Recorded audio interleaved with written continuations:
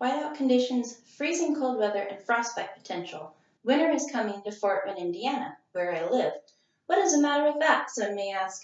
Well, there are many homeless women and children here, and it gets very, very cold. There are several homeless women and children shelters here in Fort Wayne, Indiana. Sadly, there is not enough room for every child and woman seeking refuge. Therefore, they are served on a first-come, first-served basis. Unfortunately, this leads to many women and children living on the streets. This is important because every person is valuable. Fort Wayne, Indiana, if they address the issues needed to get them the supplies and help that they need while they're awaiting shelter, would benefit in several ways. What are some examples of what could happen if the needs are not met? Well, human trafficking could increase, drug and alcohol abuse could increase, and also the children of the homeless women may wind up being homeless adults themselves. Have you ever looked into the eyes of a homeless woman or child? Perhaps you've seen the pain and hopelessness there. I even once met a pregnant woman. That was heartbreaking. It's even more sad to learn that there are people that would take advantage of homeless women and children.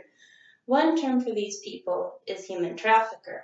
I suspect that many women and children who are now human trafficking victims were once homeless or on their way to becoming homeless. I intend to research this more.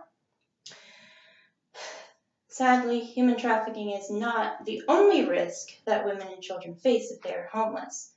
Another possibility is, since the women cannot work, the children will not be able to attend school.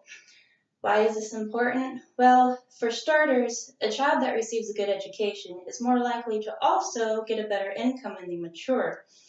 If a person cannot get a good education, the child is less likely to grow up being able to produce money and goods and services that will help not only them, but also their families.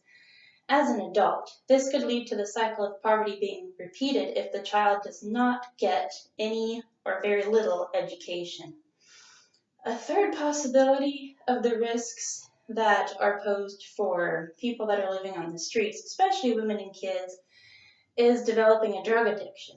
Unfortunately, one tactic of human traffickers is to get their victims hooked on drugs or alcohol. This makes the woman or child less likely to run away to seek shelter because they become dependent on the trafficker to supply their drugs. This is very sad. Unfortunately, mental and physical disabilities can also lead to a person developing an addiction. Someone with post-traumatic stress disorder or even depression may try to self-medicate their pain away, and sadly this does not work. Children who grow up seeing their parents using drugs or alcohol are also more likely to do drugs or alcohol themselves. Therefore, it is imperative to meet the needs of the women and children awaiting shelter on the streets. Not only are people valuable, but also Fort Wayne will benefit the community. How?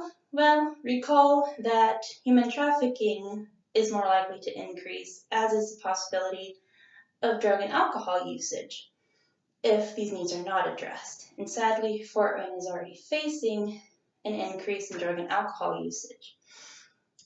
The last thing, in addition to others, would be the fact that the children would grow up to not be homeless themselves.